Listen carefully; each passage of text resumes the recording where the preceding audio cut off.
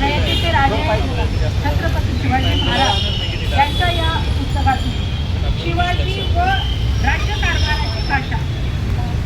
भारतात भाषिक राज्य होऊन बरीच वर्ष होऊन गेली. महाराष्ट्र हा एक भाषेचा प्रांत होऊनही 50 वर्ष होत आली, पण अजूनही महाराष्ट्रातला राज्यकारभार इंग्रजीचाच चालतो. ज्यासाठी एक भाषिक राज्य केले तो हेतू कधी साध्य होणार आहे कुणास ठाऊक. परकीय इंग्रज साहेबांना 150 वर्ष लढून समुद्र पार घालवला, पण साहेबांची भाषा जी कोकणी बसली ती काही दूर केली नाही. अजूनही हितदेशीय साहेब इंग्रजीतच बोलतात.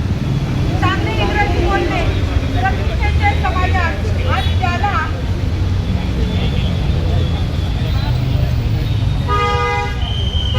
इंग्रजी येत नाही व चांगले येत नाही त्याला गावंढळ समजतात.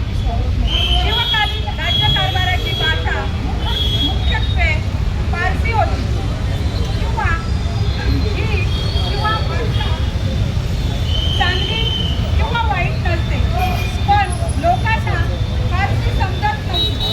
साहजिकच न समजणाऱ्या भाषेतील राज्यकारभार रयतेला आपला वाटत नव्हता. काय चालले ते कळत नव्हते. शिवाजीने विचारपूर्वक राज्यभाषा कोश करायचे काम सुरू केले. मराठी कारभार सुरू केला. तो लोकांना आपला वाटू लागला. शिवाजीचे राज्य लोकांना आपले वाटू लागले. धन्यवाद. त्यानंतर मी तुकाराम काबरे यांना विनंती करतो की आपण या ठिकाणी पुस्तकाचं वाचन करायचे.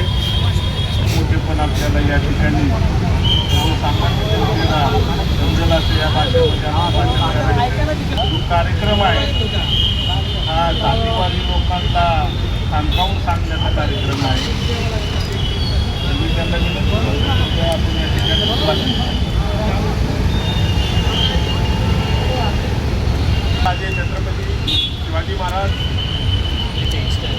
महात्मा ज्योतिबा फुले, बोधिसत्व डॉक्टर बाबासाहेब आंबेडकर, क्रांतिसूर्य महात्मा ज्योतिबा फुले अभिवादन करून आज या ठिकाणी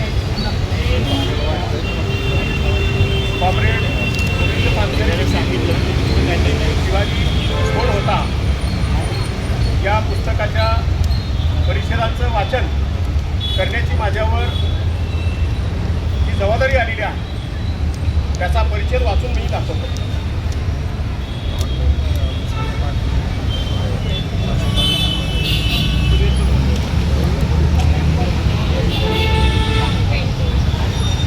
निजाम